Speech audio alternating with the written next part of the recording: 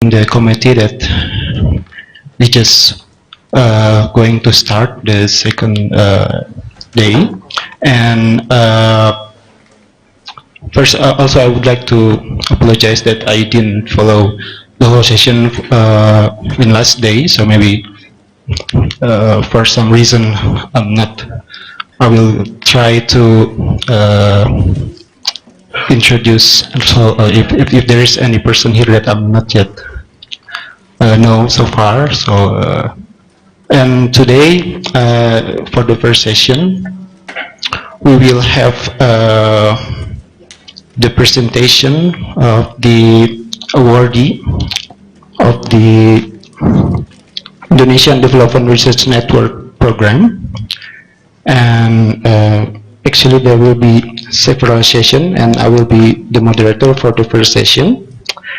And this first session will include 3 presentations, and this is interesting topic, and some well-known researchers will present their work. There are 3 themes here. First is with regards to, this is 3 important topics for Indonesia in the current day. First is the political realm, which is about local elections by Mas Rizal, Pak Zulfan, and later I will introduce more about the economic issues and the environmental issue, which is 3 important topics. And to make it short, I will invite all the presenters to the podium. First is Pak Rizal Panggabean and Pak Zulfan Tajudin from UES, from Sydney, isn't it?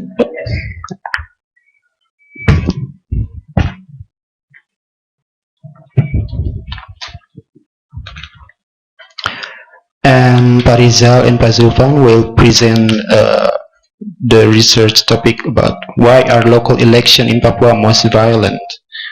Yeah, this is very interesting question.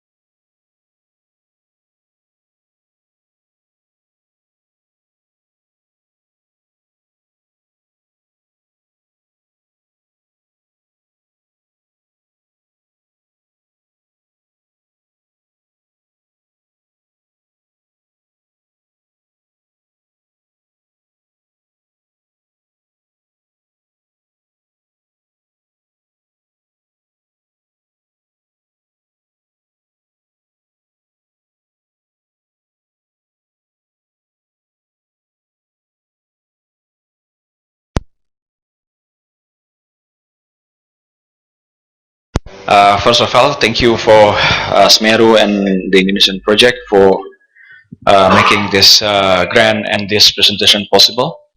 So our research is about Papua with one very simple question: why local elections in Papua most violent? So the starting point is when we look at the conduct of direct local elections in the second round of local elections in Indonesia, starting in 2010 till 2013. So we can see that local elections in Papua were the most violent. The pattern was not there before in the first round of the Pilkada starting in 2005, and that pattern is not there as well in the last round of Pilkada Serentak. So our presentation will consist in two parts. The first one is the general overview of local electoral violence in Indonesia, and the second one is we look at Papua with a close look. So the first one, I'll do the first one for 10 minutes, and then the second one will do by Pak Rizal. I'll just skip this one because all of us, I understand that we understand the basic setting of direct Pilkada in Indonesia. This is the trend that we can see now. The first one is direct Pilkada is the place where we can see the true political decentralization started in Indonesia. Before we saw the administrative and fiscal. So the political decentralization is the true moment of political decentralization is with the start of direct Pilkada. And we can see there, since the introductions of direct Pilkada, elections in Indonesia is not that peaceful anymore. So there are significantly more violence and conflict during the conduct of local elections rather than the national level elections. Then so far we have three series of Pilkada. The first one was in 2005, second one starting in 2010, and then we have the third series of Pilkada Serentak that will be done in 2015, last December, and the next one will be in early 2017. So there will be only 2 Pilkada Serentak for the third series.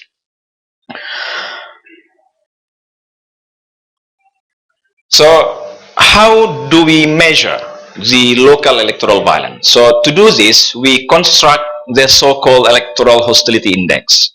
So this is based on my previous research, but very limited, only in the 3/4 of the first series of direct elections in Indonesia, covering the period between 2005 and 2007, covering 280 district Pilkada in Indonesia, except Papua and West Papua. So the data constructed based on the newspaper clippings from the CSIS at that time. So that's the origin of the electoral hostility index. So how do we do the index? So basically, we look at the incidents related to Pilkada, conflict, violence, hostilities, everything, and then we assign rather subjective, but we try to be as objective as possible. We assign an index into each Pilkada. So we have 4 index here: low hostility, medium hostility, high, and very high, with the descriptions showing in the slides. Now what we do now is, instead of we expand the observations or measuring of the electoral hostility index at the local level, at the district level Pilkada.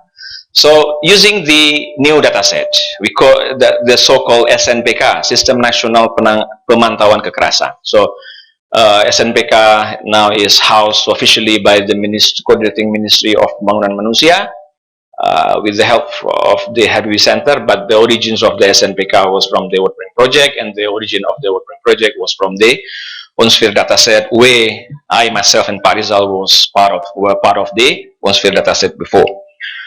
So the dataset is based on the SNPK, but the coverage is only limited because we dictate by the coverage of the SNPK. So our coverage now is only 11 provinces in Indonesia.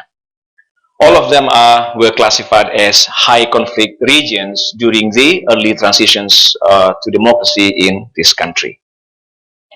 In total, we have 145 district Pilkada covered by the new electoral hostility index for the Pilkada in the first series between 2005-2008, and 165 district Pilkada in 2010 and 2013.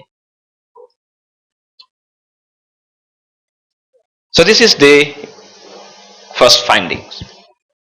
There is no significant difference in terms of if we compare the electoral hostility index from the SNPK and electoral hostility index from the CSIS clipping. So there's no significant difference if we put together. But the problem is, because we are now concentrating only to the 11 provinces, so we have a reduced number of observations, 145 vis-a-vis 282.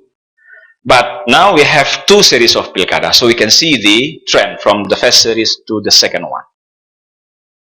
And another disadvantage was, since we are now focusing only the 11 provinces previously categorized as high conflict regions in the early phase of Indonesian democratic transitions, meaning that we have the problem of sample selection. So that's another disadvantage of this data set. But nothing we can do at this stage because we are dictated by the data availability. So these are the 11 provinces. And then we look at, to start with, we look at the descriptive statistics of the electoral hostility index in those 11 provinces in the two series of Pilkada. So we look at the cleavage, whether the hostilities are between the supporters of the candidates or between the supporters and the local elections administrators. And then we look at the timing, whether the peak of the hostilities were before or after the voting days, and then we look at the provincial distributions. So this is the findings. You can see that clear from this data, there is a significant increase in the local electoral hostility from the first series of Pilkada to the second one. We look at here the significant jump in terms of district Pilkada categorized as high and very high level of hostility. Second one, we look at that the dominant cleavage was not between the candidates, but between the supporters of the candidates and the elections administrators, either the KPU or the government agencies. We can easily see from the narrative and descriptions of the hostilities. And then about the timing.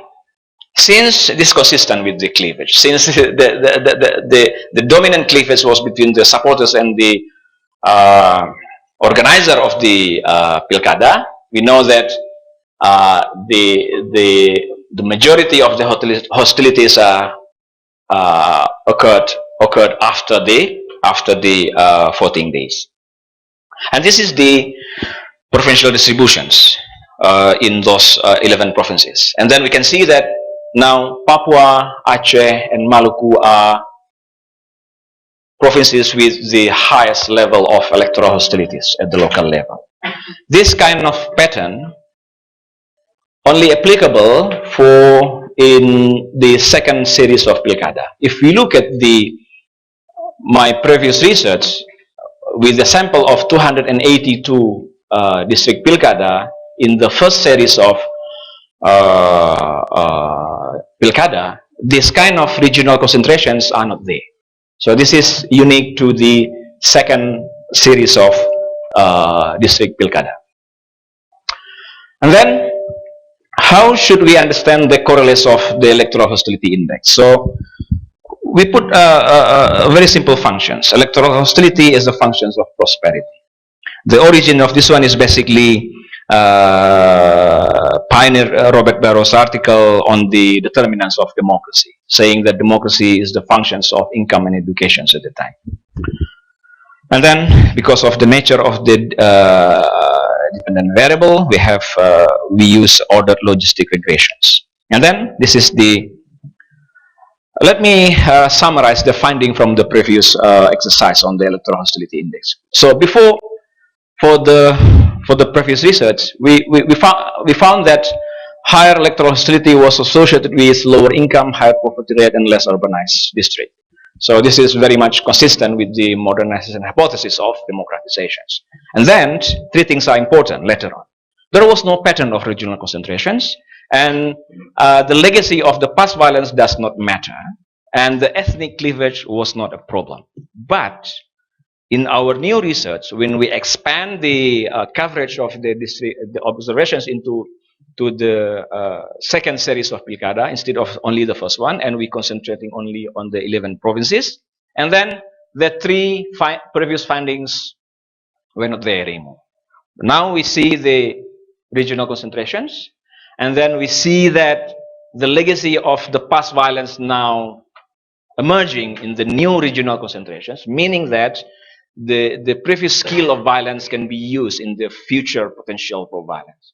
And the third one, before we found that there were the ethnic cleavage was not matter, now we see that all of the electoral violence in Papua are tribal.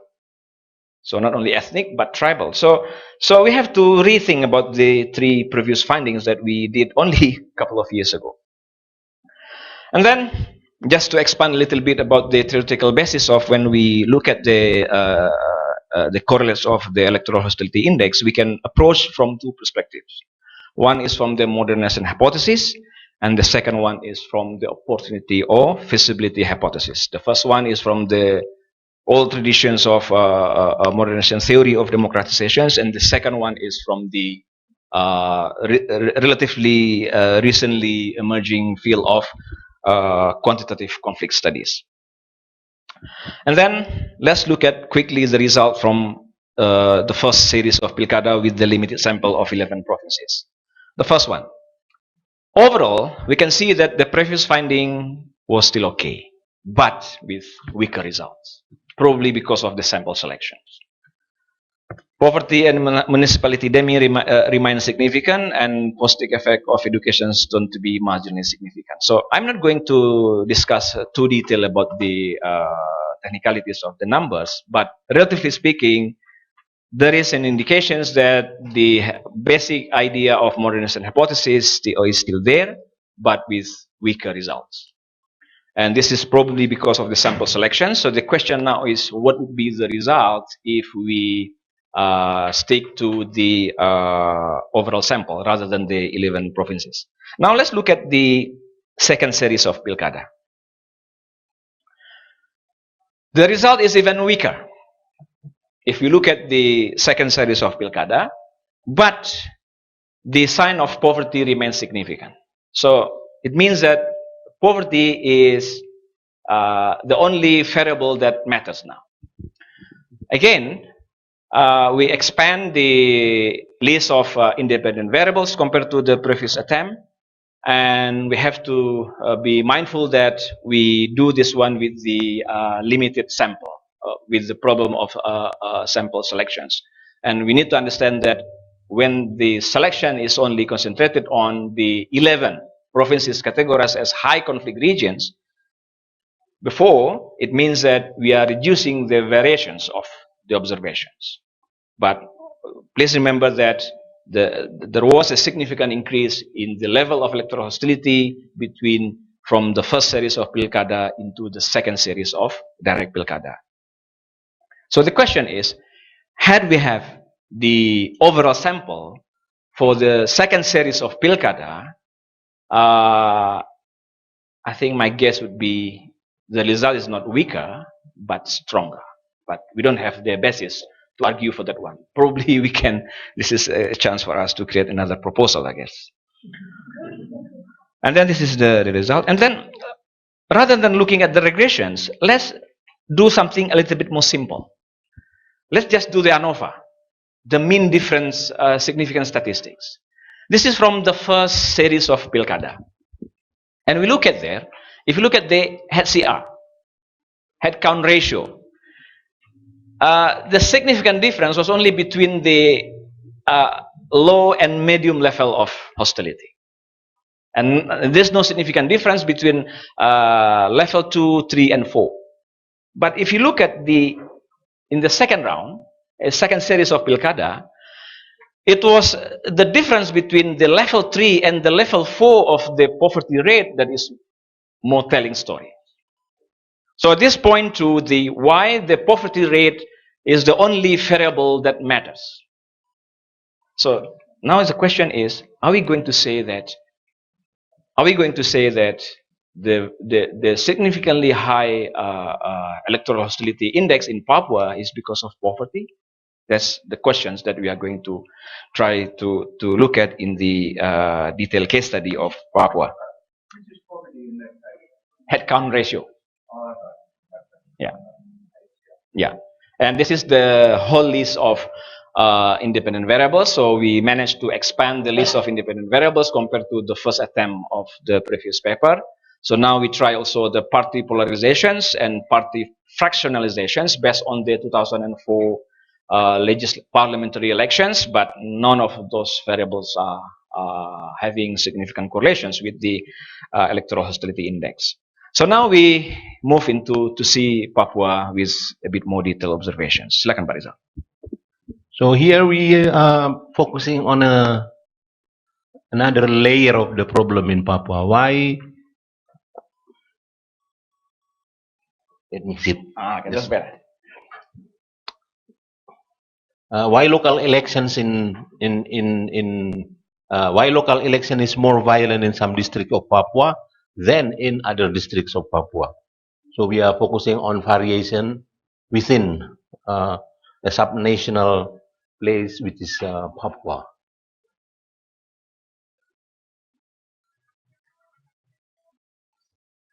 Even in the highland districts, where we usually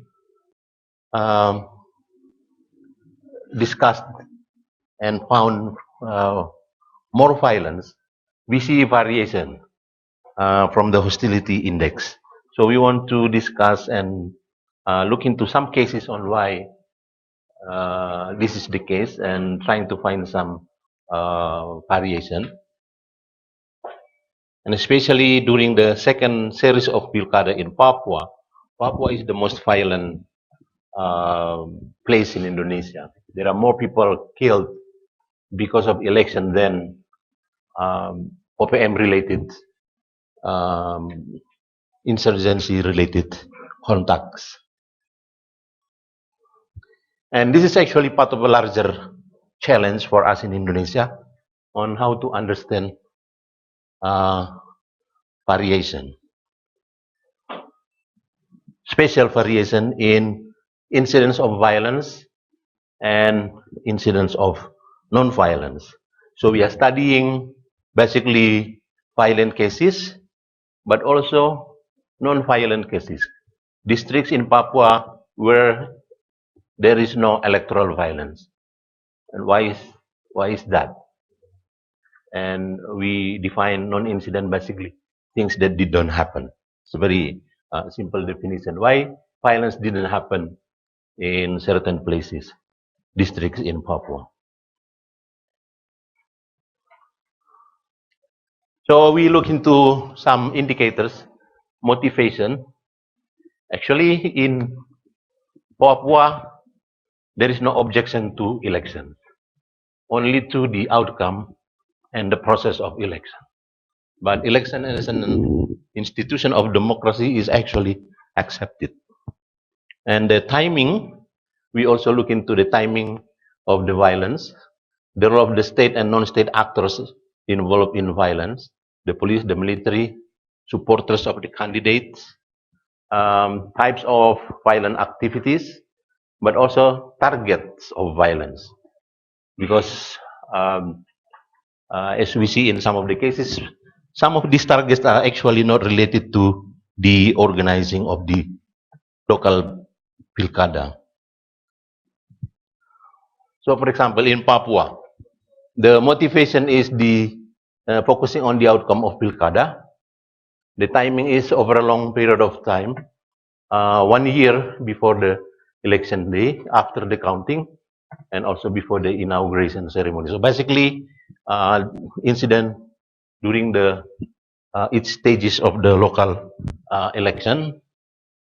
The actors are supporters of the two pairs of candidates, and being in a very divided society, the police didn't play a significant role in actually preventing some tensions from becoming violent.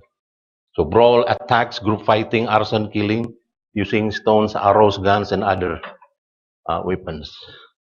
And the targets are also supporters of other candidate offices, governmental offices, BPS, Dinas Kesehatan, houses of politicians, and some casualties. During this electoral violence, 12 people killed. Kerom, which is actually also a violent case. The motivation is the outcome of the election. The timing is after the counting of the votes, but before that, the KPUD of Kerom experienced something that we can call legitimacy problem because of accusation of money politics, being biased by taking sides in the election and so on. And if you look into the targets, basically stakeholder of Pilkada, office of the KPU, but also other objects such as journalists, office of the Bupati, and other buildings. But last year, the Pilkada in Kerom was peaceful. Merauke is a non-incident. We don't have information on violent incident related to election in Merauke. And when we try to find out why, I think now we focus on the role of the local police. They place police adjutant for the KPUD.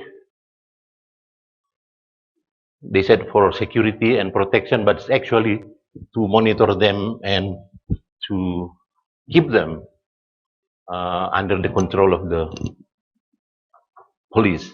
24-hour police protection for the KPUD office. One police for one candidate for security protection, but also for deterrence functions. Regular meeting with election stakeholders, utilizing Babinka Tipmas for early warning and early military police cooperation, including some joint patrols. These are some of the things that basically didn't happen, for example, in Tolikara. And also there is an interesting incident when the defeated incumbent quickly admitting defeat and congratulate. Pegunungan Bintang is also a non-incident case, but here it's not, I think the Bupati, the role of the Bupati, who has become the caretaker, the Bupati, after the election 2005 and 2010. So he introduced what he called political development in Pekbin, in Pegunungan Bintang, focusing on citizenship education, assuring political parties to compete fairly or get out of Pegunungan Bintang, and encouraging community and religious leaders to play positive roles in Pegunungan Bintang. It was basically a less competitive local elections because of the popularity of the incumbent, and also better coordination between the Bupati and the security force. So electoral violence is basically to influence the process of Pilkada and the result of Pilkada. We see the role of the elite mobilization, but this is basically focusing on strategy, not structural problems or cultural problems in Papua. And we also realize, and we want to engage some of the argument related to this, such as modernity, the overall presence of security institutions, policing strategy, and also the role of positive leadership. And we know that in some districts in Papua, we also find some good positive leadership. Okay, so we also want to discuss this. Is direct Pilkada necessary? Is it destroying the social fabric of traditional society, the role of the conflict entrepreneurs, how election probably weaken the solidity of the Papuan people in their overall political strategy against Jakarta, and also some discussion of future outlook in terms of democratization in Indonesia. Thank you. Okay, thank you very much for Pak Zulfan and Pak Rizal. So the next one is we'll given time for Budy, Pak Budy Resosudarmo, to give the comments as a discussion for this presentation.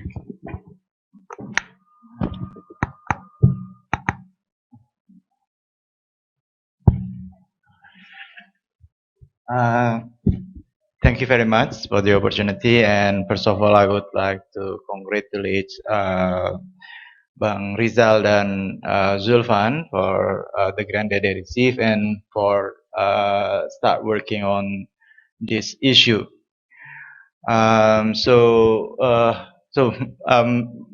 This comment is actually prepared from the slide that Zulfan gave me 2 days ago. So many of this comment is based on his part of his work actually. But let me try to adjust a little bit. So my understanding of what they want to do is that within Papua, they're trying to answer why local election is more violent in Highland district, and most likely, so they would like to explain the variation between violence occurrence in Papua, and the method that they use is one, they develop this electoral hostility index at district level, and then trying to explain this variation using social welfare indicator with an argument of modernity, which is a level of development influence the occurrence of this violence. There has been also indicate controlling also demographic status, incidence of separatist armed group, although Zulfan has not talked about that, but Pak Rizal is discussing about that, and government policy implemented in the area, whether district proliferation is actually influenced, question of security is actually as an influencer or not. And they're using two type of approach in explaining this variation. One is by statistical test, multivariable analysis, and using a case studies approach.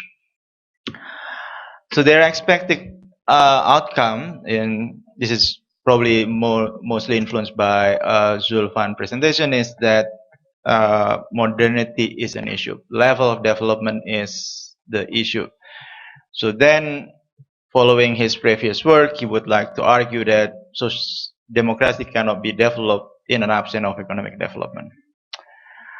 And then there are some implication, which is Pak Rizal trying to explore whether direct election is actually necessary in a case of Papua.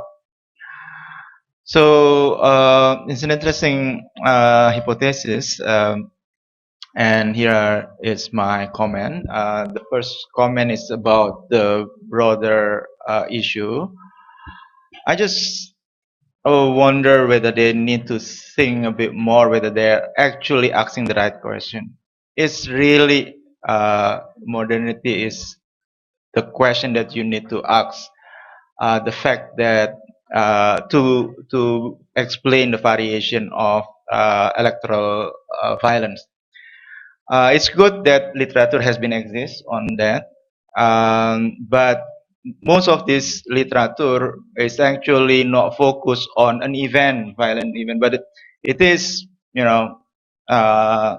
existence of violence in 1 year, or so there's not specific issue on violence, and in your case, it's actually there is one event that you are focusing. So level of development is actually could be, correlated with violence, but more in general, and the process of this violence occurs is an evolution process. So so an alternative of that is probably people that looking on gap, which is this is like if you go a long way quite early is, for example, Marx trying to explain a conflict based on gaps. It's not really the level of development, but there are gaps among society. Or if you want to just focus on one event, the issue is actually choosing the system of election. So it doesn't matter of level of development, just the way that we choose the direct election is probably the main issue. And as has been now approaching differently, it's not looking at modernity issue at all, but whether money politics is actually explaining all that event. Because what you're looking is a bit different than what Baru look on in terms of the modernity. They will basically look at gender violence. Even Collier look at that. And there's one specific issue that you handle over here in which not that sure modernity is actually the main question. So then there has been a question on why you would like to distinguish Papua than other region. Yeah, the fact that in the second period of election Papua case is higher, it's not enough. The proof is, for example, the first round of election Papua do not have much different on with the other conflict in the other island. So yes, it is a sexy topic and so on, but whether you are actually have a strong argument on separating Papua cases than the rest of Indonesia is an issue that I would like you to think a bit more. And my second comment is more on the technical aspect on how you basically find evidence on proving your argument. Yeah. The first issue is I would like to look at this measurement issue, particularly what is actually electoral hostility index measuring for. I was a bit not clear. You say that you have this coming from a certain data set. What is it? The source of this data set? Is it this data set based on a clipping as well? Because you seem showing that your number when you collecting this incident of violence based on 8 national newspaper, the number is not that different than the number coming from this new data set. So if it is related to national newspaper, you do have this measurement error because only a certain conflict is actually captured in national newspaper, and most likely there is a systematic bias that correlated with your main right hand side variable. So then you got an issue over there. So number one, I would like you to really discuss about what is it exactly these things is measuring for. Number two is certainly I do have, and I remember I think I saw your first paper. I have a big concern of reverse causality issue. So the endogeneity issue is still there, and even right now you doing the same approach, and I think most of the people think that you do have an endogeneity issue. At least the expectation of having an occurrence of violence could explain why level of development is such. In an area in which violence keep occurring, level of development tend to be lower. So the causality you're trying to prove a causality relationship is actually problematic in my opinion. So there have been, I would like to suggest two things. Yeah, one is that, well, the general rule is finding a good instrument. But you actually instrumented your variable of interest. Well, there is a possibility to do that. Well, you could instrument with natural resource reserve, yeah, with an argument that area with higher reserve tend to have either a high or a low level of development. And if that is actually exclusive, then it is a good instrument. So one step that you need to do, in my opinion, is finding a good instrument. Geolocation is also, you can exploit those kind of information on geolocation. Second is that, could you actually set up this issue as an RDD model? Because there has been a big shock, at least in the western part of Papua, which is the LNG Tangguh start in production. I think, forget the exact year, but it is in the late 1980s. So, so in the 2008 or something like that. So you are actually passing this high shocks, and if you look, you can use this situation as even like a fuzzy RDD. You probably could argue that you at least trying to handle the causality issue, which is, to me, is a very big issue. Now, finally, I would like to argue that there isn't any link between your case study and your multivariate analysis. The question that has been asked in the case study is not really the question that has been asked in the multivariate analysis. So you need to work a bit more on, linking those approach.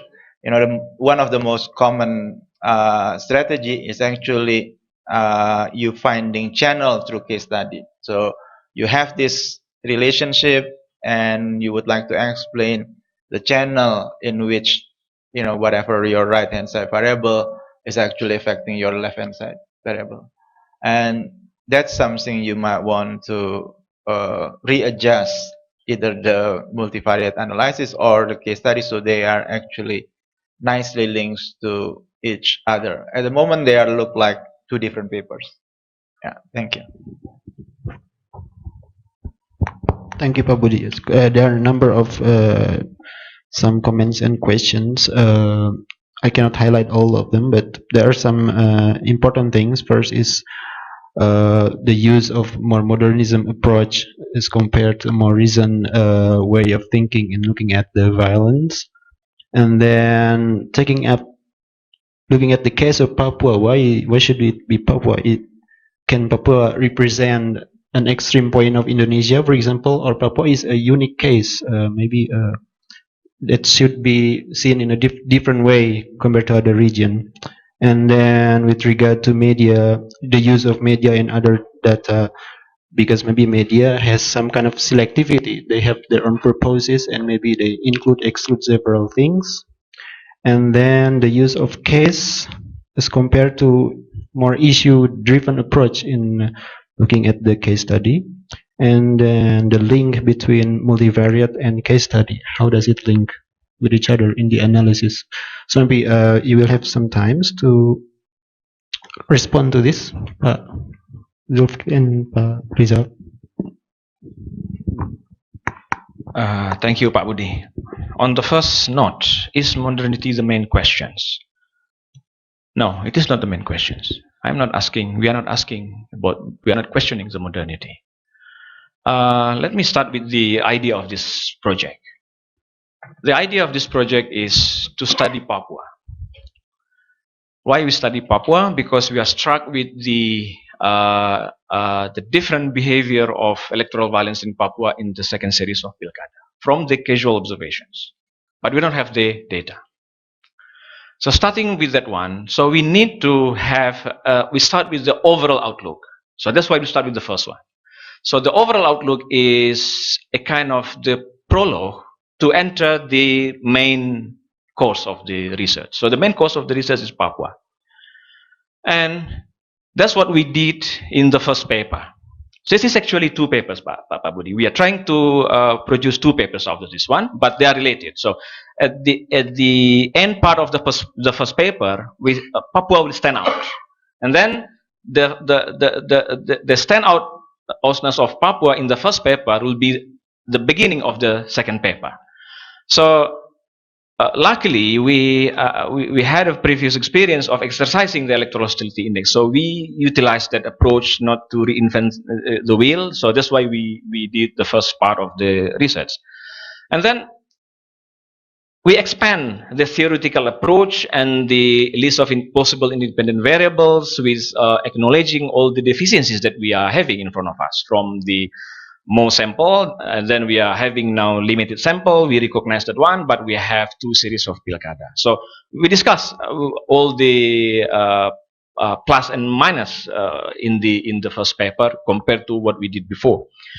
So modernity is not the questions. Modernity is the one possible framework that we can use. Now we can use also probably the opportunity hypothesis. So the opportunity hypothesis is based on the Paul Collier works, saying that regardless of the setting, motivations, when the opportunities are there, then that one is possible. So well, in the opportunity hypothesis, when we try to understand from the micro perspective of how a certain big electoral violence happen, we can understand the 2 sides of that one. One is the conflict entrepreneur and the available recruit. So here is the opportunity.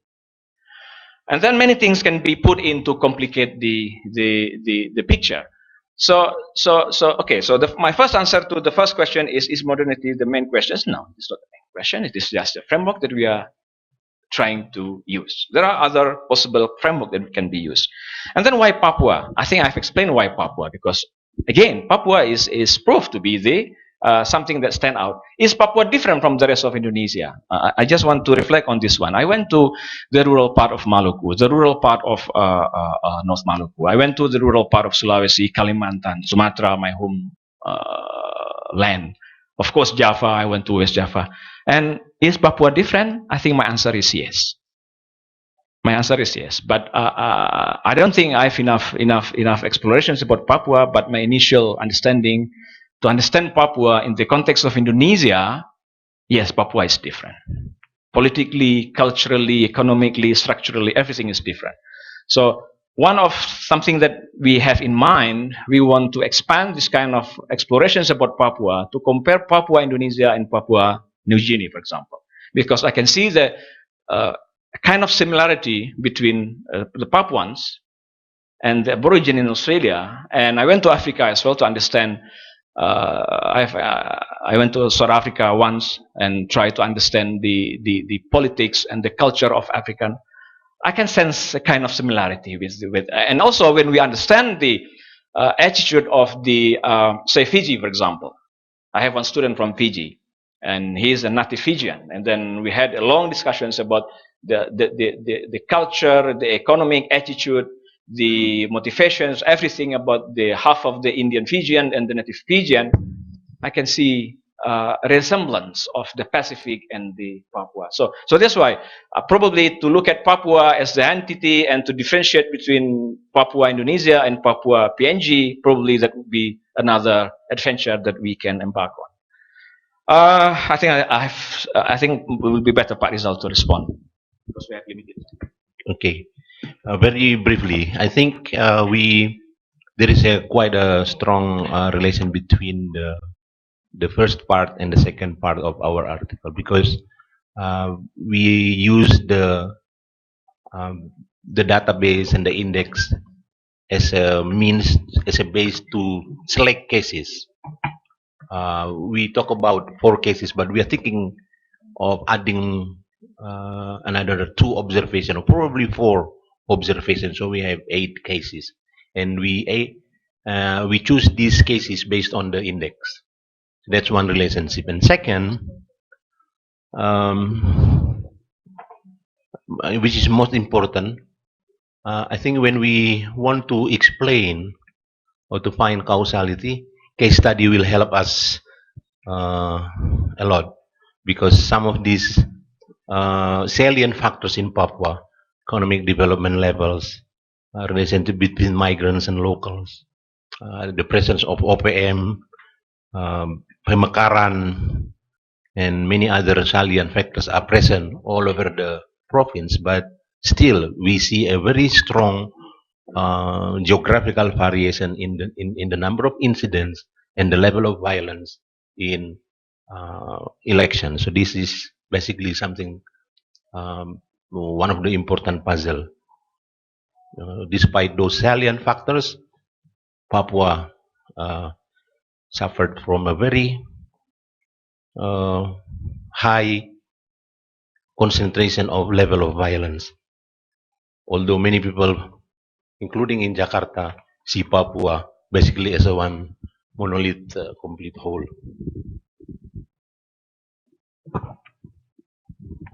Okay. Thank you very much. Yeah, this is a very significant topic, yeah, and there are many other variables that can be added into when we discuss about political violence. And because of the time for this first session, I cannot open the discussion, and maybe for the later presentation, we will try to manage time better, so there will be more open discussion. And I would like to thank Pak Zulfan, Tajuddin, Pak Rizal, and Pak Budy for the presentation and comments. And now I will give chair for. So I'm really sorry. Really sorry. We will try to do it better, yeah, in the next presentation.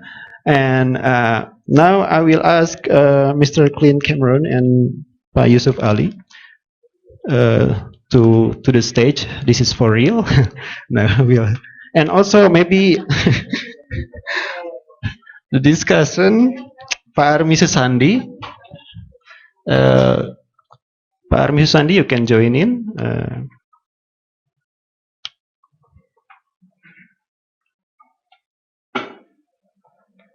So every session we have like 40 minutes and 20-minute discussion. I will try to remind you for.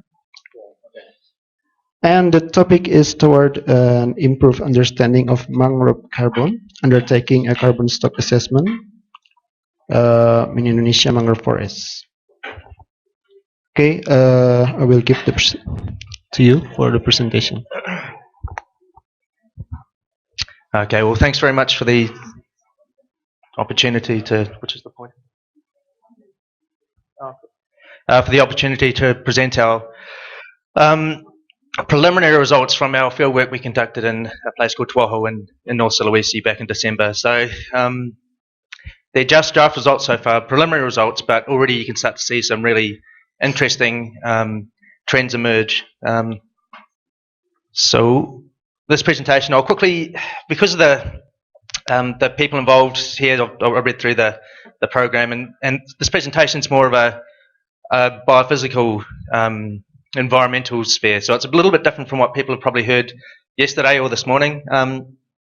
But in saying that, some of the drivers of our research, poverty alleviation, livelihoods diversification, all of that has synergies with people in this room.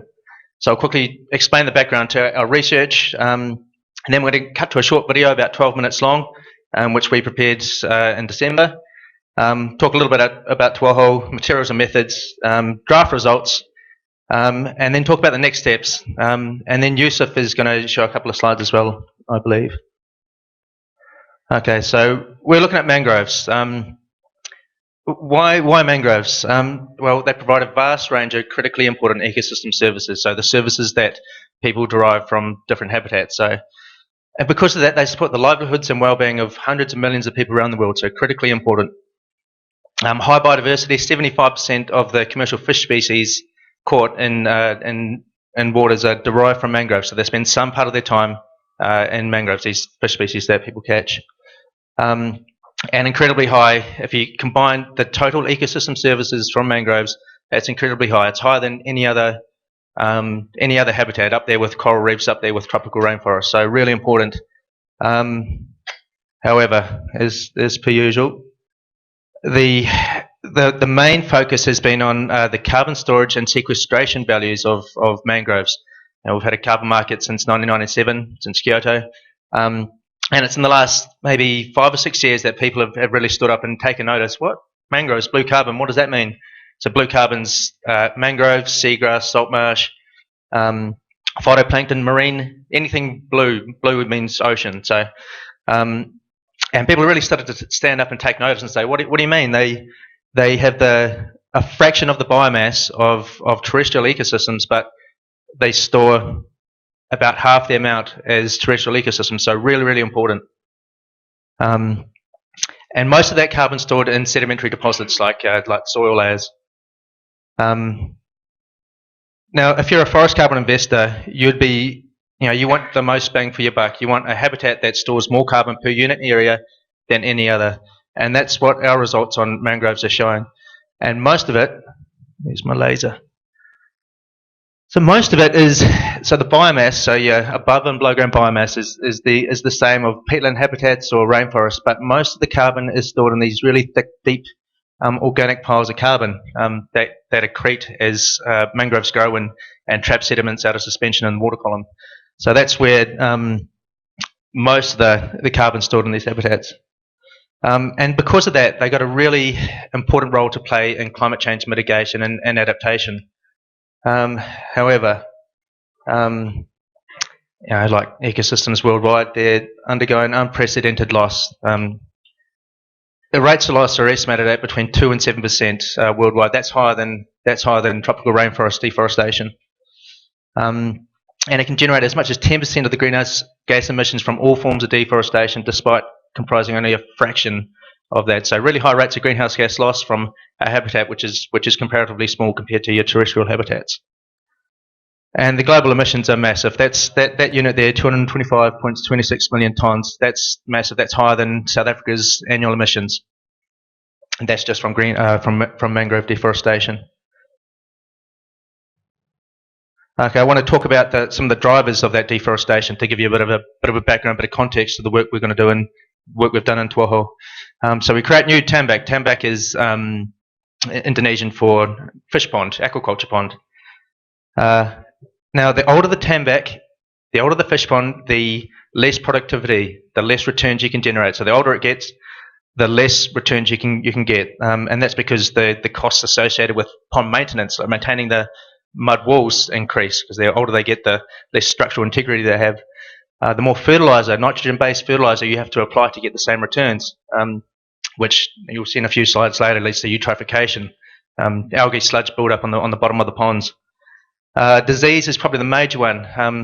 The aquaculture boom in Southeast Asia began really in the 1980s, and it had just expanded, exploded. They call it the blue revolution. We had the green revolution with rice farming on land, and then we had the blue revolution with aquaculture expansion. But disease has probably been the major driver for the rates of disuse and abandonment. You just can't get rid of the disease once it's in there, once it's in these ponds, because there's no the way that a lot of tambak are designed, there's no tidal flushing flows. The water comes in, but it doesn't really go back out. And of course, because of that, leads to abandonment and disuse, and leading to more mangrove clearance. That's because it's cheaper and easier to clear more mangroves to create more tambak, new fish ponds, than it is to reuse old ones. So it costs a lot of money to get a digger in there and dredge out the slime and the sludge, and get a fish pond back up to working order. Okay, this is what it looks like on the landscape level. This is a place I've visited in Tanjung Panjang in Gorontalo province, and this is just 10 years ago. So this is to give you an idea of the scale at which mangrove clearance operates. This is 10 years later, and what you can see is 4,000 hectares of mangroves cleared, converted to fish ponds, all illegal, all within Shagar Alam, like a national park, so highly illegal. I can spend all day talking about the ins and outs and the social, political, economic drivers which have led to this, but I'll talk about that later.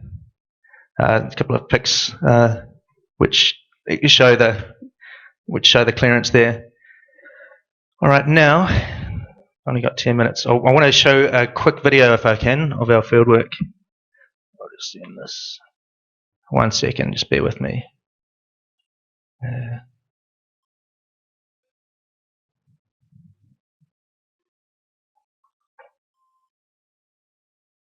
Good to go? Yep. So I just click that, or no, it was. Oh yeah, this one. There we go. This one. It's different now. Oh no. Yeah. Okay. So it was.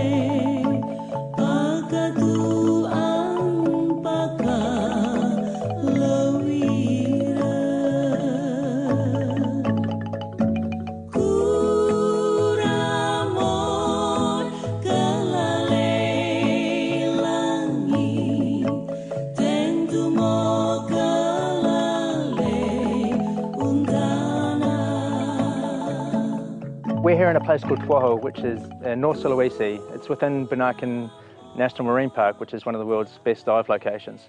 We're here to carry out a carbon stock assessment of about 120 hectares of rehabilitated mangroves. About 20 years ago, all these mangroves were cut down and turned into fish ponds.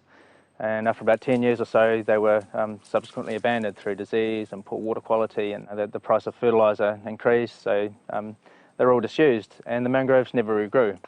About 12 years ago, our project partners here came along, and they carried out a process called ecological mangrove rehabilitation. What they've done is remarkable. Tiwoho is now seen as the poster child of mangrove rehabilitation in Indonesia, if not Southeast Asia. It's been remarkably successful. It's achieved really high rates of regrowth.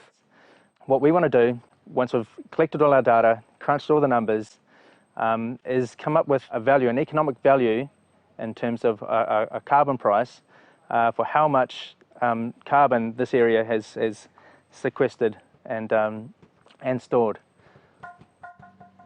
If even a small fraction of the revenue from these carbon credits goes back to local communities, that's a livelihoods diversification option that they never had before, and that's really the reason we're doing this.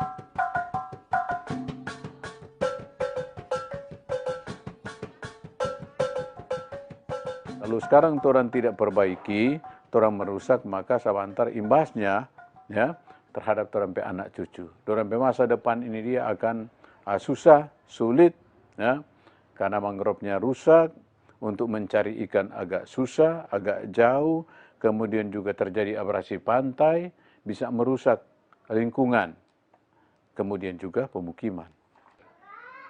Tapi ternyata dengan kesadaran masyarakat, semua komponen dan pemerintah, maka saya bangga ini mangrove ini bisa tumbuh dengan baik, ya, sehingga itu juga sudah dapat menangkal untuk menahan ombak apabila musim ombak, untuk lingkungan sekitar kita di pesisir pantai, dan juga sudah mencegah terjadinya abrasi. Jadi itu saya kira mungkin bagaimana kalau ditanya apa yang sudah dibuat sampai sekarang, dan tentunya tetap orang pertahankan ya ini mangrove ini, karena ini untuk menjaga dan melestarikan lingkungan hidup. Hari ini kami melakukan penelitian kandungan karbon di mangrove yang telah kami lakukan rehabilitasi bersama-sama dengan Charles Darwin University dari Australia, kemudian juga Universitas Hasanuddin, kemudian ada mahasiswa dari Universitas Samratulangi Manado, Fakultas Perikanan Ilmu Kelautan, kemudian juga ada mahasiswa dari Universitas Negeri Gorontalo, Fakultas Perikanan Ilmu Kelautan, kemudian juga jurusan Biologi, Fakultas MIPA, dan juga ada Japesda Gorontalo, dan saya pendiri Yayasan Kelola, kemudian ada juga Yayasan Hutan Biru Kami ingin melakukan pengukuran berapa besar kandungan karbon yang ditangkap oleh mangrove di sini setelah kita lakukan rehabilitasi. Dan ini sangat bermanfaat karena kita tahu saat ini isu perubahan iklim atau climate change sudah sangat mendunia dan mangrove merupakan ekosistem yang sangat penting untuk menyerap karbon. Sekarang kami berada di situs IMR paling tua di Indonesia, di Tiwoho, Sulawesi Utara. Di sini telah dilakukan rehabilitasi di tahun 2004. Dan di beberapa tempat di Indonesia kami juga telah melakukan IMR di Tanah Keke dan di Kurica di Maros.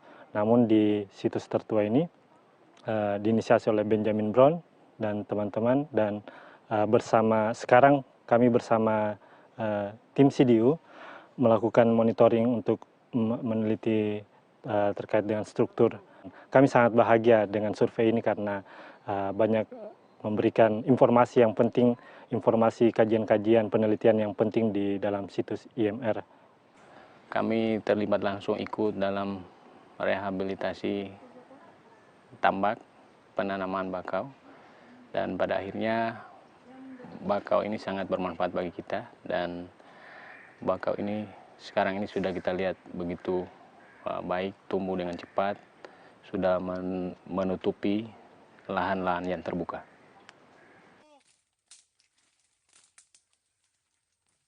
What we're doing here is running a big long transit line from the landward extent of the start of our transit all the way out to the sea, and every 30 metres we establish a plot.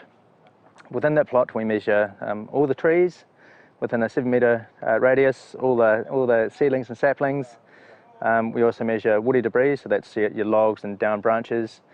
We also take a soil sample in every second plot that we do. And we're doing this so that we can characterise this forest in terms of its biodiversity, so all the different species, and its biomass as well, so how large the forest has grown over time.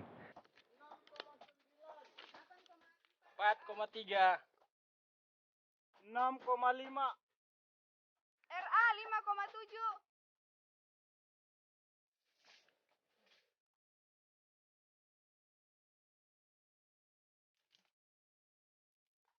6,5 RA 5,7 20,8 SA.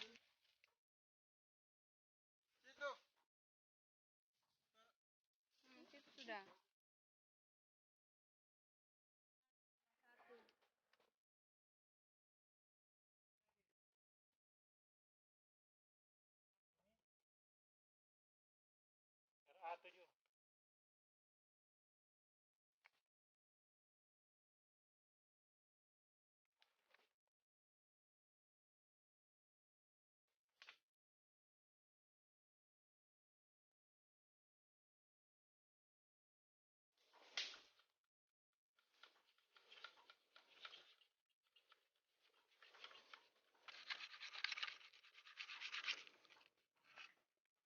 Our job today is to take some soil cores.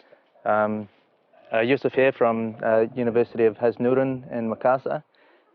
He's going to take the core for us.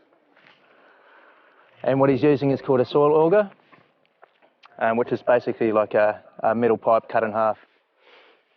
You give it a couple of twists, and hopefully, if it all goes well, when he lifts it out, he's going to give it a couple of twists, and that'll keep the soil core within the auger. Making sure we don't compress the core while we're doing it.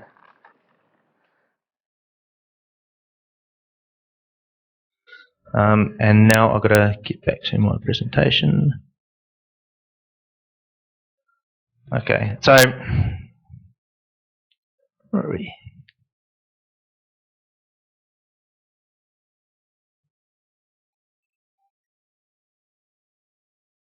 Okay, so Tiwoho is a small coastal village located in Bandung, and in 1991 they cleared about 20 hectares of mangroves, maybe a little bit less, converted them to shrimp ponds. Same issues I was talking about earlier with disease and poor water quality leading to abandonment and disuse. However, starting in the about 2003 to 2005, a consortium of local universities and NGOs got together and decided to try and rehabilitate these habitats. Skip that one. What I want to do just really quickly, because now we're running out of time, is talk about two of the sites that we've crunched the numbers for and got the data for so far. This is the first site, and that's a as you can see here, it's completely rehabilitated after 10 years. You can barely see the outline of the walls.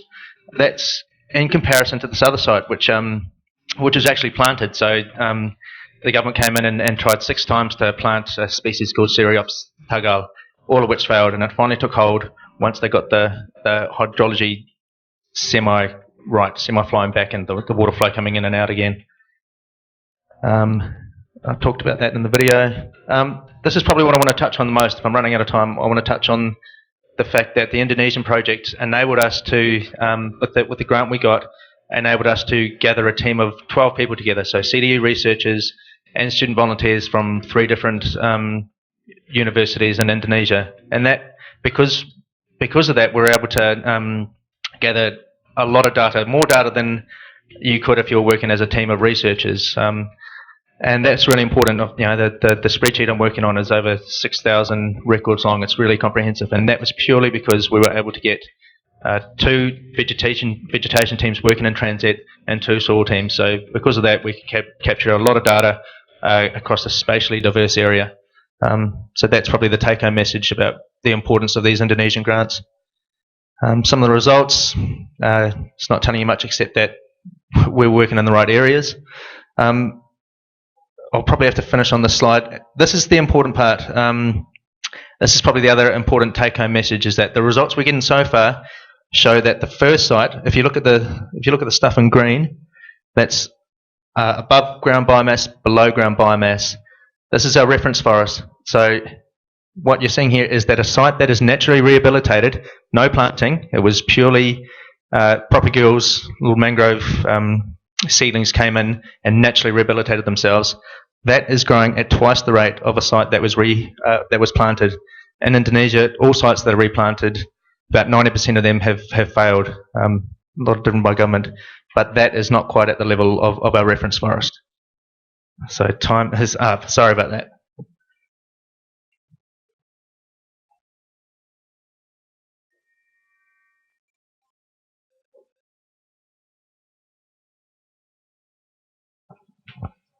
Okay, Pak Armi, you have the first time to comment.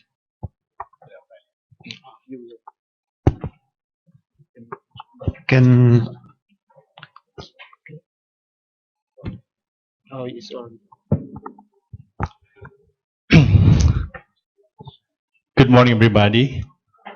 Thanks for this opportunity to give me our response for the research, the interesting research from the clean and Pak Muhammad Yusuf Ali for taking account the carbon stock in Tiwoho, north of Sulawesi. The first one, I would like to say that this motivation of the research is how to improve the how to make the degradation will be far of our mangrove area in coastal area. The second one, to reduce analysis of carbon stock in Tiwoho, North Sulawesi. And I saw that you have a lot of data you have used it, including soil measurement and core extraction and also subplot. And you find it a lot of measurement here. And the soil is a measurement, the soil of carbon pool of various type of species. So based on the phylum, I saw you had a lot of things to improve the how to make improve our mangrove in some area region, especially in Tiwoho. So and you, I know you have a lot of measure, so you should be better they can be representative of our research here in this area. And you have here, you have carbon pool in various type of species, and of course you can also doing the describe carbon amount carbon in this area. So we have some suggestion of our improvement our research. You know that if we would like to maintain our mangrove, we are not only doing by research also. I saw you are working with the NGO also. This is very good. That's why we suggest you not only NGO but also such as stakeholder, local government to include them and also the local community, because of we are doing research only the short term, but we need sustainability of our research, our project, not only in the short term, but also how the community will be continue the maintain our mangrove. This is the first one. The second one, we would like to encourage the people. They can get a benefit from our project. Actually, they can benefit not only project but also from the mangrove. That's why we suggest not only they keep the mangrove, but also what is the benefit directly. For example, you have proposed like if special fish will be good condition in the good mangrove. Maybe you can also support for the community what kind of the fish will be take care in this area, and then they can benefit directly for the people. The second one, we can also support, we can also propose that with the people how to get the basic aspect for this condition. I mean that if they get the fish and they get more benefit for the life. The next one, this is my expertise in the climate. We have been done with the how to correlate it between the vegetation and climate model. I think I skip this one. This you can calculate how large the carbon stock in this area. We need also how can benefit directly from the people. You know that the people don't want to do for something if they don't benefit for the community. At least benefit not directly benefit for the people. This is a very important one because of the project only. I said before, I mentioned before, the project only short time, but we need the long term project, not only project but also the continuity of the mangrove activity. This one, and of course I would like to suggest you to how to propose the community how to maintain the fish, for example, as a market for the potential in order to directly the mangrove situation, and that will be give inspiration for the people from the community to maintain the mangrove and so on. And the last one, this is my project here in the last 2011. We try to combine between our expertise in the climate change. If we do such as mangrove, this one, how to impact the climate change, even the local condition of the weather or climate. And I think this is good, but I forgot you lost in the to involve the local stakeholder. I mean local government to do this project, because this local government is very important one. You have been working with NGO, but local government is very important one. The last one, I have 1 minute to as request Pak Budy to introduce you my system on. We are talking talking about the something mitigation action, also adaptation, but this one I suppose you for 1 minute to introduce our model, our system for flood early warning action system in Bandung Solo. You know that's only 1 minute. Sorry. You can download your application. This one. This Pak Budy request me to present this one. Okay, thanks. This system, namely fully warning system. From this system, we know exactly where and when the flooding will happen for 2 days later. This is the idea of this is one. You can access it by website. You can also open Google Play and App Store. I skip this one. Yeah. For the first time, if you download this system, you know such as notification, the flooding will be happen in the future. Exactly where and when in the future in this specific area, especially in Bandung Solo. This one, and of course, this is, for example, the flooding will be happen in the future. Only this one, because depending on the date, and we have station here, a rainfall station here, and we have also weather level station here. Everything in data telemetry, our system in the ITB, and then we have such as a super mini computer, and then predict the model for the rainfall, for the water level, and also for the flooding in the future. For example, here we have also the rainfall prediction here, and for the long-term projection, we have such as climate projection for the future for until 5 years. We guarantee the data is very good for prediction. And the flood, I think we can do this one for many activity, including what happen in the future, and then we can calculate for economic aspect. And this one, the community also can put this data or information. And finally, I can show you, you can access this one not only Android, but also in the iOS. And thanks a lot. Thank you, Armi. Before we going back to the presenter, I will give to the floor like 2 questions, maybe keep it short, and then the presenter will respond. So, is there any comments or question from the audience? Yes, and please mention your name and institution.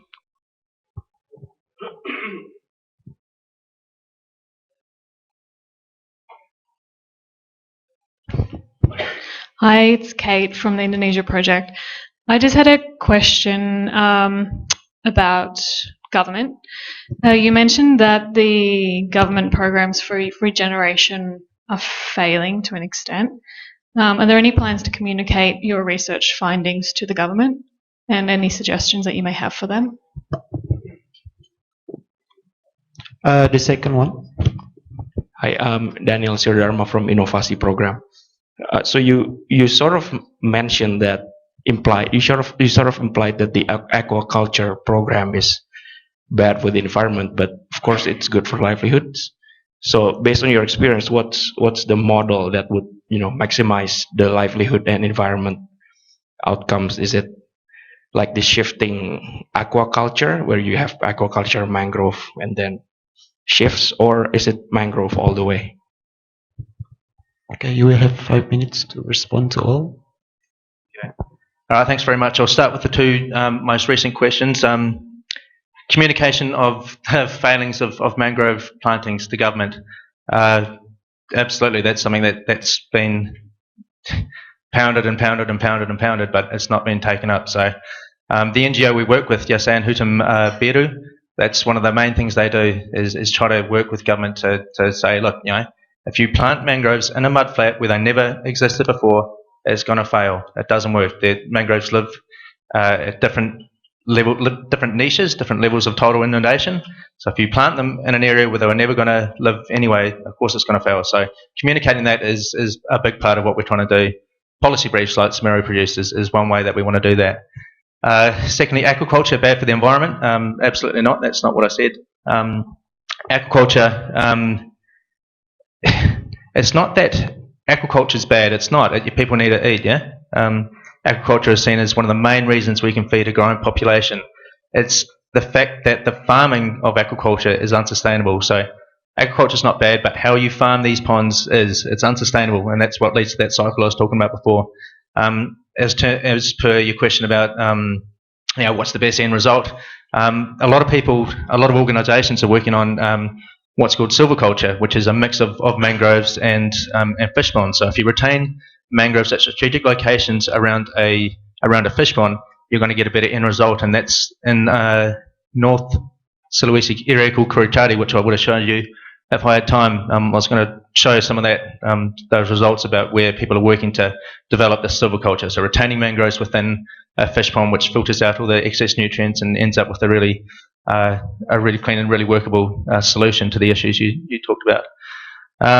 Quickly to respond to the to good sir there.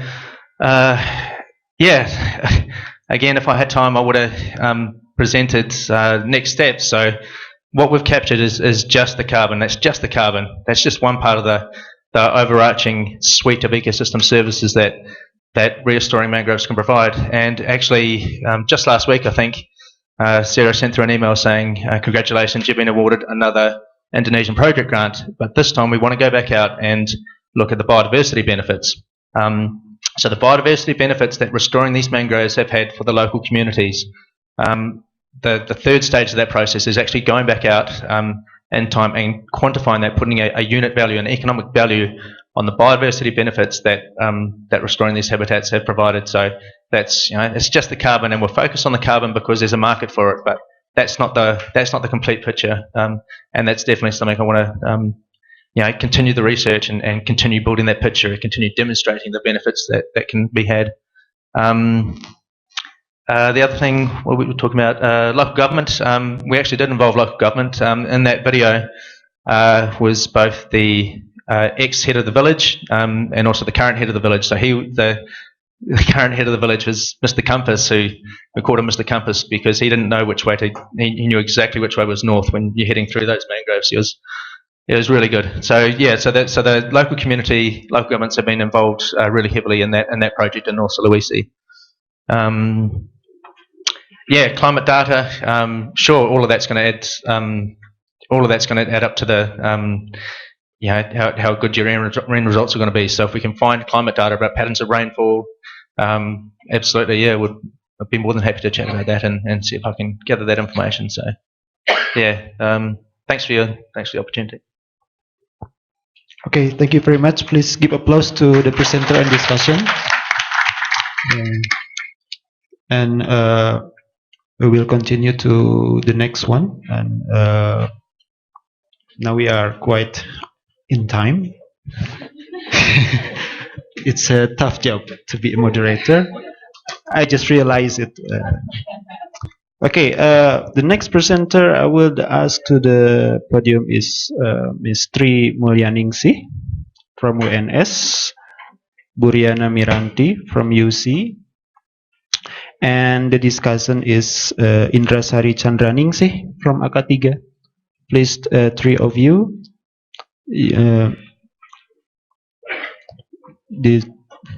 chair is yours here. And please.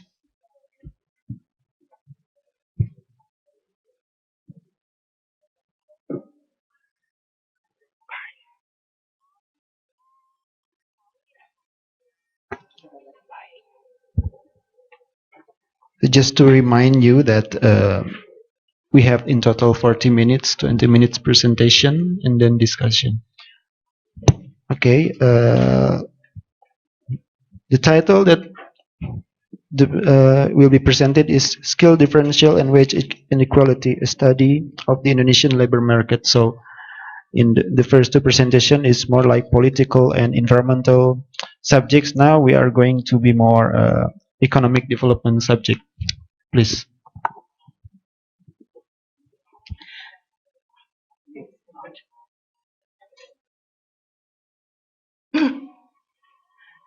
Good morning, everybody. Thank you very much for the opportunity to present our collaborative work. So first of all, I would like to, on behalf of the team, we would like to thank AU Indonesia Project for this really useful research grant that provided to us and to enable us to do this collaboration between actually three universities, between University of Sebelas Maret, University of Canberra, and also with ANU. And then apologies from Professor Anne Daly from University of Canberra, who are not able to be here today.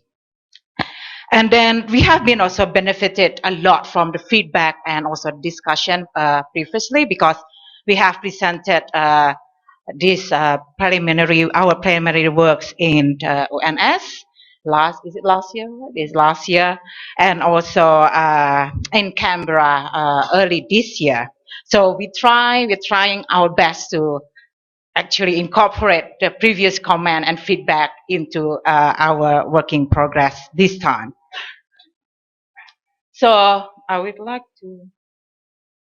So the structure, this is just the structure of presentation. I would like to just discuss the context and also the background of the study, and then Tri will follow up more to analysis and also with the empirical exercise. So why we are interested to do this kind of research? So there has been a lot of discussion in countries, both in developed and developed countries, about the widening of income distribution, widening inequality, and also its impact on economic growth, and also, like for example, a potential impact to social cohesion.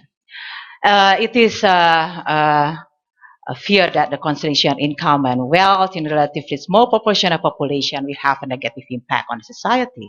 So our today's work on progress is to focus important a component of just a component of distribution of income, which is about distribution of earnings from employment. And earnings for employment is really like specific, while income is a broader concept and includes other ranges of sources of income, goods and services, rent, dividend, and transfer payment from the government. So what is but the wider earnings distribution have a benefit as well, because that is actually a reward from investment of education. So that's a positive things. But they have also a negative things, like a possible cause of this inequality. Some workers can get stuck in low-paid jobs and then do not have the capacity to moving up the skills. And then again, then it will be contribute as a polarized society into the haves and have-not. And then what has been discussed in the literature, I guess, is there are two streams. The literature discuss about wage inequalities, and then I think the other side of the literature also talk about really about the skill determinant of the skill premiums. And then what happened with the literature of the wage inequality is like, particularly from developed countries' background, they say that this is the main contribution for income inequality. And then wage inequality, as you might expect, is particularly due to different human capital differences, endowments, and also the capacity to build up more human capitals later on. And then again, this supply and demand factors between skilled and unskilled laborers play a role. The supply of workers determined again by human capital. And then the elasticity of human capital investment is very high, because then when it's lower, the cost of the investment is lower, and if the returns actually higher, that increases the incentive to invest in a human capital. But again, in the labor market, there are segregation of workers that with the different skills of level, or different skill levels, different levels of human capital that can entrench the wage inequality. Actually, somehow, I guess it's determinants can between the wage inequality from and then the skill premium on the other side can. We see there's an overlap in terms of the factors associated with the skill premium and also wage inequality. Like demand side matters, this is a couple of literature that we cited. Correspond demand side is particularly about like technological change, that because they have improvement on technologies and things like demand to specific kind of workers we have who have higher skill is actually it can be increasing. And then, but from the supply side, because there is also demographic change, it can be also reflected that just the change composition of labor supply, such as like a simply change in the age structure, or on the other side can be also like just the composition of the years of education of the change. And then what have been done in the literature on Indonesia. So these are three studies that have done a study about the skill premium in Indonesian labor market, and also like Lee and we try to examine the association between the skill premium and also wage inequality. And then what we read is this is provide our support to our study that this is actually a really important study that needs to be done. I guess what's the differences between Lee and we, I guess here, they use more like using the manufacturer sector data, using the firm level data, and then their study indicates there is a link between the skill premium and wage inequality. In our study, the contribution is particularly like we would like to see using still using the Sakarnas data, but we try to have a contribution from the regional, taking into account regional diversity in the project. And so this is. I just would like to give you a graph about wage inequality, and then like the literature says that the contribution of income inequality is the wage inequality, but this is particularly for developed countries. So we would like to see what's happened in Indonesia. And then if we look at the graph here, you can see that the Gini index. So I quoted this is from Arif. And then also the wage inequality index using the measure P90 divided by P10, so the percentile 90 of the wage distribution divided by P10 move into the same direction. And then the average wages inequality in Indonesia has been increased actually in the past. Like you used 13 years of the study from 6.7 into 8 in 2013. And so this is the research, our research question. So I think our previous work is like we jump straight away to the wage inequality. But what we did here, taking into account the comments from the previous seminars, like we tried to set up as well. The first one is we need to know what are the factors associated with the scale premiums across regions in Indonesia, and then we move to the second question, whether the high scale differential or scale premium is associated with higher wage inequality. So we investigate the scale differential across regions in Indonesia over the period 2007 and 2013, and its association with wage inequality. And we in our study, I think we actually have a couple of premiums, but for this presentation, because of time limitation, we particularly try to measure. We use premiums, which is the earning differential between those who have only a primary school education and contrasting with those who have especially the tertiary education. And then this is the one that with the unit of analysis. So we constructed the regional development area data set. So why we use Sakarnas starting from 2007? Because the data is representative at the district level. So we try to aggregate the data from district level data into regional development area, taking into account the industrial composition and also employment composition in particular district. And then we constructed 12 regions, classified modern base, particularly like focus in the manufacturing and services sector, traditional base and rural sector, and also resource base. So I think this is also the main contribution of our analysis. We try to construct regional development area data set that we really use for our analysis. So I will just pass over to Tri to continue. Yeah, I thought Mira is going to finish all the slide. Unfortunately, she remembered our deal for splitting into two. So yeah, I will continue what Mira has described very well.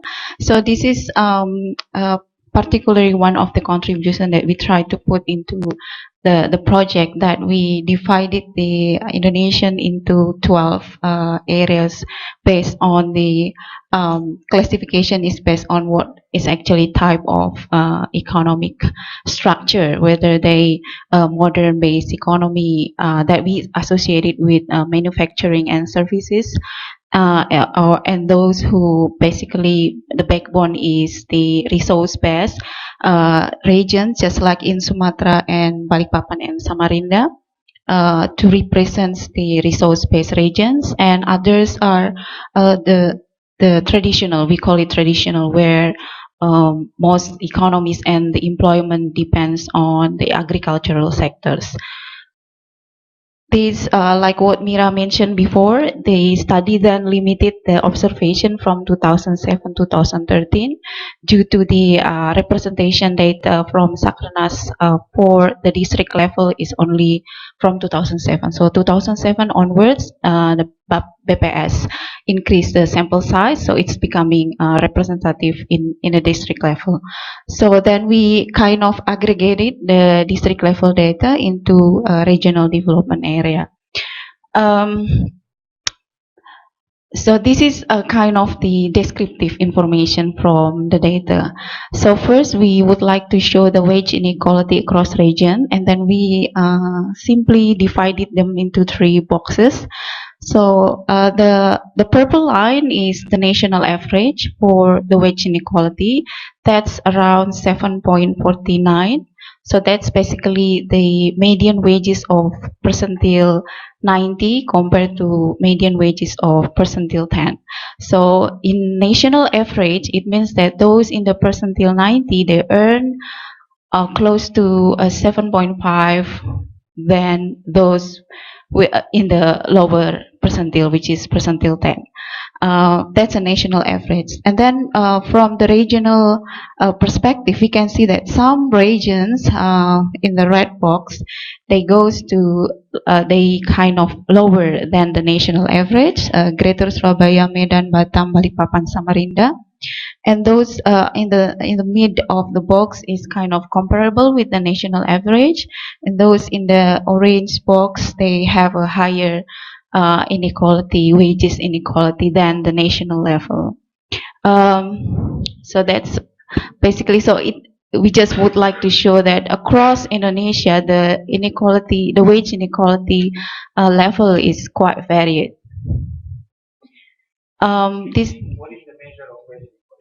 So the wage inequality is basically the median wages, the hourly wages of those in the percentile 90 compared to those in the percentile 10. So we actually use several, we use 75 compared to 25 and then 90 compared, but it seems like this is like the extreme, yeah, P90 per P10. Yeah. Thank you for the question.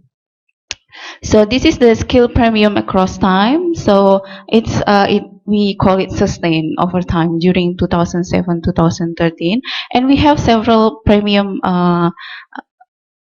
premium measure. Premium here, this one is the again median wages of those who has skill compared to those who are unskilled, and then skill for premium 2 as the focus of this discussion of today is comparing the median wages of those with the diploma 3 and above. We group them under tertiary degree educated workers to those who only have primary school and below education.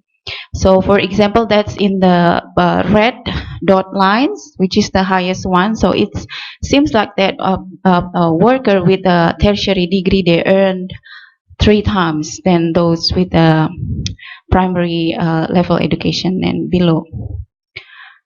This is the regional development area data for the skill premium. It's also varied across region, and the line it's also the national level average. So a national level average during our observation period is 3.32, and then like Greater Bandung. So in terms of premium, it's outweighed, I mean higher than the national average. Jawa urban, Jawa rural. So Jawa is quite dominating in terms of premium, and Greater Jakarta, also Greater Makassar. Others is those regions that not goes into any of the group. So that's basically others. We put it others. Okay. This is the empirical model, and then we try to incorporate some feedbacks that many of the feedback that we received from a previous workshop point out into this. So hopefully then we get more feedbacks now. Is it Mira? Okay, so first we're going to estimate the determinants of the skill premiums, and then we focus on the skill premium too. The independent variables is proportion of female, proportion of workers age 30 and above, the proportion of worker with a tertiary education level, and the proportion of worker with a casual. So the casual here means that sometimes in Indonesia people hold more than one job. They juggling from like people in construction work and from one job to another. So we also incorporate the proportion of the casual. And then we, from previous workshops, some some colleagues suggest that there will be an indigeneity issues due to the omitting variable bias. So in order to estimate the association, the relationship between skill premium and wage inequality, then we try to take into account the indigeneity issues. We're doing that by using the two-stage instrumental variable approach. So for current presentations, we employ two variables for the instrument, which is the proportion of age and the proportion of casual for our estimation. So this is the description of variables as mentioned before. And we only include workers, so we exclude the self-employed workers. Yeah. So and then those who include in this data is those who work in the past 1 week. This is the descriptive statistics. So we have 84 observations. It's actually 12 regional development area times the number of periods that we have. Mean is 3.32, and then we have another variable which is the managerial. How much is the proportion of Indonesian worker working in the managerial level? So it's the mean is only 14%. It's varied. The maximum is in some area up to 23%. The tertiary degree educated worker, the mean is 16 or 0.16. The proportion of female is 0.34. And then the age proportion is quite skewed to those who has 30 years and above. This is a simple correlation, and this is one of the estimation result. So we incorporate the fixed effect approach in order also to deal with the indigeneity issues. So we kind of incorporate information in regard to the regional characteristic into the fixed effect. It's pretty clear there that proportion female has a contributions on the premium. The proportion of age, they're not significant. The proportion of tertiary degree educated workers has a negative influence on the premium. So the higher the number of people who has tertiary degree education, so basically it's lower the premium. The casual, yeah, the more people engage in the casual jobs, then it's actually explain the premium. And this is the average across region in terms of premium too. We have the fixed effect. We can see that almost all, we use Jakarta as a base, so almost negative. So it means that in terms of premium too, Jakarta offer higher than the rest of the region. So then from the simple estimations, some findings that we would like to describe, that the proportion of female tertiary graduate and casual employees in the region has a significant effect on the skill differential. The earning gap within female workers is higher. So we also go back to our raw data. The female worker is a very interesting here, that it shows that the earning gap within female workers is higher than their male counterparts, because the distribution of female workers based on their education level is skewed to the two extreme points. There is quite a proportion of unskilled female worker who earns lower than their male counterpart. On the other hand, earning of skilled female worker is comparable with their male counterpart, if they being skilled. Yeah. In addition, the proportion of worker with tertiary education has negative influence on skill premium, while the proportion of casual worker has a positive impact on the skill premium. And then holding everything else constant, the skill differential is larger in Jakarta than other regions. For the second estimation, where we incorporate the two-stage instrumental variable approach, so this is the first stage estimation, and this is the second one. So it's premium 2 has positively significant, even though that's using the 10% confidence level. Time is up. Just conclusion. So determinants of skill premium in Indonesia are the proportion of female worker, proportion of casual workers, and proportion of workers with tertiary degree. And probably, I think we would like to point out this one, that region with relatively high proportion of tertiary graduated tend to have lower skill differential because of, you know, the supply can meet with the demand. So increasing the supply of tertiary graduates in region with a high skill differential seems likely to reduce the size of the differentials, and the region with a relatively large proportion of unskilled, they experience the high skill differentials. The result also show that the higher the skill differential, the higher the wage inequality in the region. So then in terms of the policy implication, the investment in human capital is still rewarding, showing by the skill premium. Policies need to create more opportunities for further education to reduce the skill differential and wage inequality in this region. So human capital investment policies probably is one of the implication that we can generate it from this finding. Thank you. Thank you very much. And Bu Indrasari, you can give your presentation in commenting to the previous presentation, please. Thank you so much. This is really an honor for me as a non-economist to comment on the economist paper. And also it's really a privilege for me to give comments to a paper or a study done by two professors.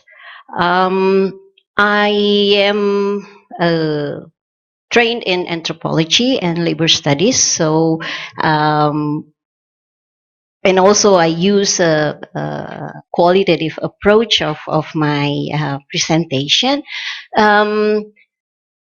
A qualitative approach to me is all about telling stories, and I would like to start to tell you a tale of 6 out of 600, which is highly relevant to the topic of the paper. It's I put it this study in two sets of policy, which is a policy on education and on employment creation. A tale of 6 out of 600. It's a month ago I was moderating a gathering by the Save the Children who support the improvement of soft skills for the SMK students of the Sekolah Kejuruan SMK. There was a man who actually the owner of a local brand of computer, the Axio, and he told us a very fascinating and shocking stories. This very company needs 600 of recruits, and when the recruitment opens, there are 600 SMK students who graduates who apply for the job, but along with the process, at the end of the day, he only got 6 eligible candidates. Then it goes on with this paper. The approach of my comment is that in qualitative aspect, I really would like to get more information on the what and the why of all these model and conclusion that you draw upon. I certainly wouldn't touch your model because that's not my my field. The second approach is the current policy framework and employment creation in Indonesia. And the third one is the data improvement. it is very clear that the study provides basic data, which is invaluable in rethink the current employment policy.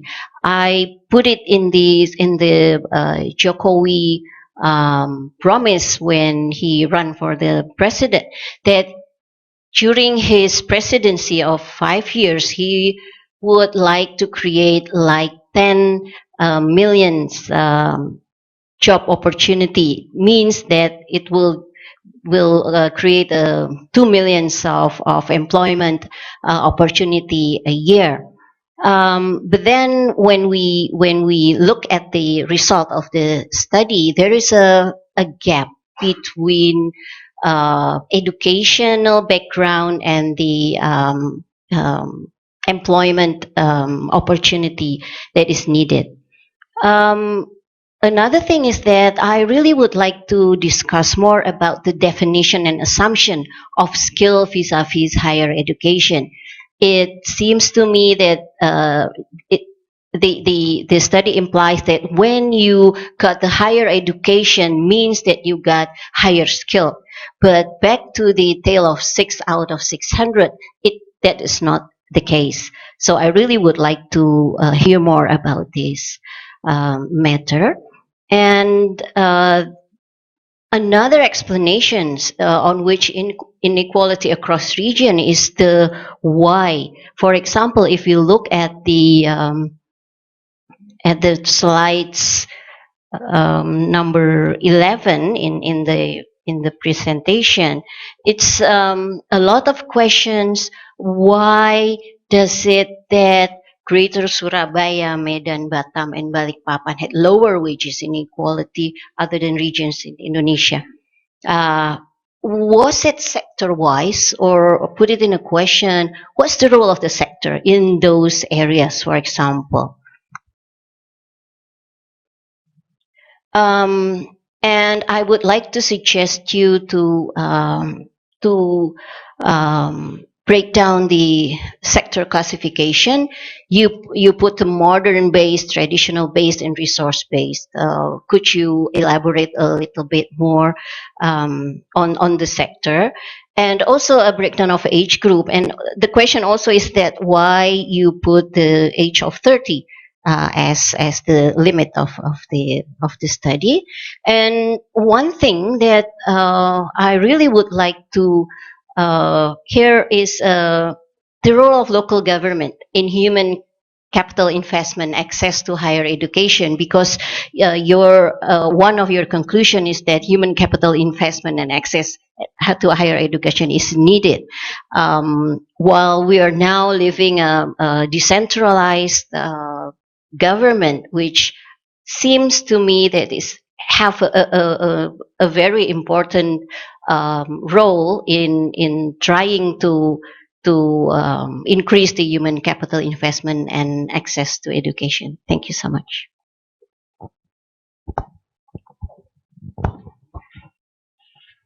Terima kasih, Bu Indrasari. Now we first maybe need to collect if there is any comments. And first, 1, 2. Okay, two questions.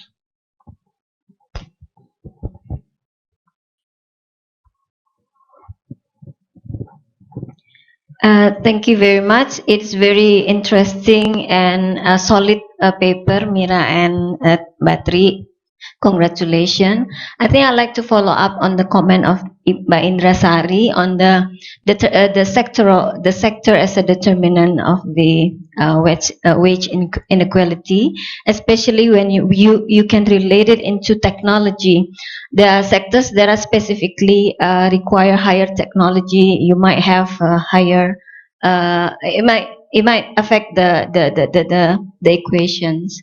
So I think either. So first the sectoral, and then the sectoral relate to the technology, and probably the next one is how differ services vis-a-vis other sectors.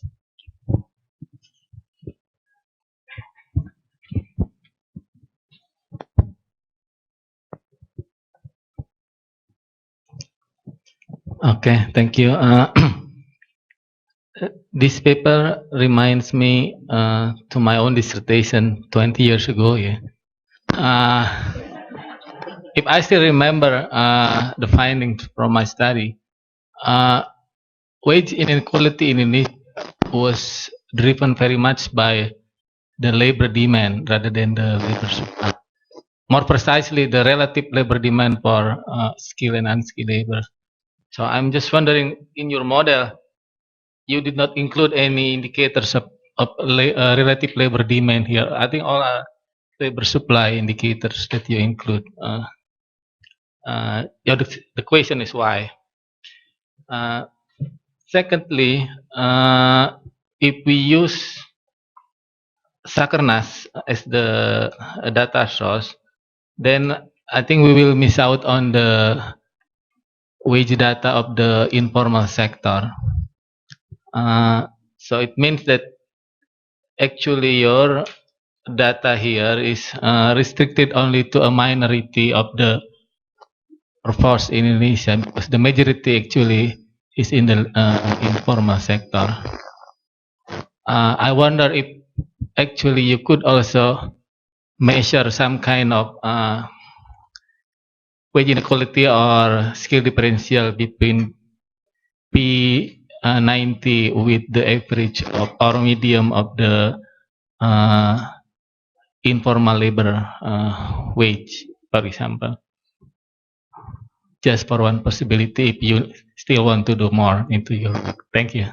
Thank you very much. You will have time 5 minutes to respond. 5 minutes split by 2. Yeah. Okay. I try to respond some.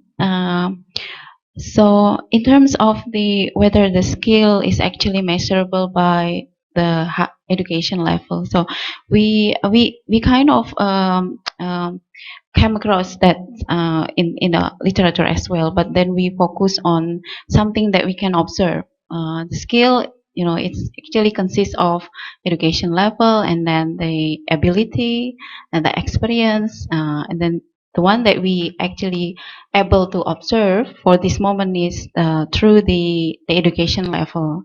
In order to get the unobservable of the skill, then that's why probably we need a good instrument for that. Yeah. But the focus for current research is try to get as much as information from the observable from the skill, which is through the education level.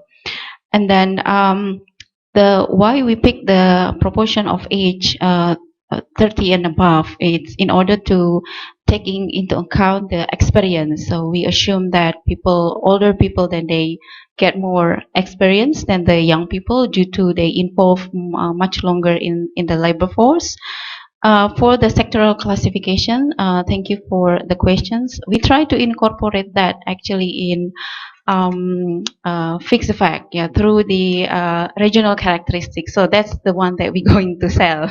That regional characteristic that incorporate the information of the regional sectoral. So, for example, the modern is actually depends on the manufacturing and the services. Yeah, but that's true that we don't split between the manufacturing and the services, because then in this sense, we just want to see those 3 big groups: the agriculture, the rural, which tend not to use the technology, and then the resource based and manufacturing and services that tend to use more technology on it. And in regard to services sector, how different with others? So yeah, for this current research, so we put them together under the modern area. Labor demand rather than supply. Yes, Pak Asep. So most of the independent variable is representing the supply side information, but then the demand side is implicitly embedded in the regional characteristic. So we assume that like a Greater Jakarta, Greater Bandung, we classify as the modern base area. It means that the higher demand on coming from manufacturing and services industry than in other rural-based areas. So it's implicitly embedded in the regional characteristics. And for the Sakernas data informal sector, as long as actually the workers, it's paid workers, so that's they employed by somebody else, they actually also part of the Sakernas data. So the one that we excluded is the self-employed workers. I think Mira going to add some. Thank you very much for all the comment and feedback, Ibu Indrasari. Thank you. I guess it's really, I think from the qualitative background, that's give, I think, perspective for us, I guess, like to tell more story about just okay, we have the story, but I think we need to have more deeper analysis to capture some of your comments there. I guess is what the story, what's more behind the results from the econometric analysis. That's really important. I guess is just to add, because I think Trio's already very well to answer the comments, the questions is with the questions. Actually, in the first presentation at UNS, we did include the sector really like manufacturing and services, but it's correlate highly with the fixed effects, because the way we construct the fixed effect is also based on that sectoral composition. So that's why we decided to capture that sector and also demand story like Pak Asep comment is from the regional development areas. And I guess I think it will be really good, I guess, for future research. Pak Asep is about if we use other source of data to capture more the story for the role of informal sector. I think that will be really a great complement for this study. And then in our previous presentation also, we tried to use a couple of variation of the wage inequality measure as well, but just for the time limitation, we focus on the P90 and P10 for this presentation. Thank you. Probably I just add one more, because I aware that there is one question that hasn't been responded. So why then there is a variation in terms of skill premium? So we get into the data back. So for example, the area like Balikpapan, Samarinda, Greater Surabaya, why the premium is lower than the rest of the regions. From the data of the compositions of labor based on the education, it shows that in those areas they have quite number of skilled worker if we measure skill work based on the education level. So it's more than the average, just like in I think migrant goes to Balikpapan and Samarinda. So it's 16% of the workers are actually having a diploma 3 and above. And that's also appear in some area which has a lower skill premium. That's why one of the findings that we try to underline is that more supply of the skilled worker is actually help to balance the inequality in terms of wage. Thank you. Thank you very much for Bu Tri, Bu Mira, and Bu Indra. Now we have come to the end of the presentation, and we'd like to give applause to three of you first. And I would like to congratulate all the awardee for their research and the result. Hopefully it will add to our understanding and maybe reshaping the policy for the government and community. And after this, there will be a coffee break. What time should we go back? Or you will 10 minutes? Wow. Wow. Okay. We'll have 10 minutes for coffee break, and we will continue to the next session.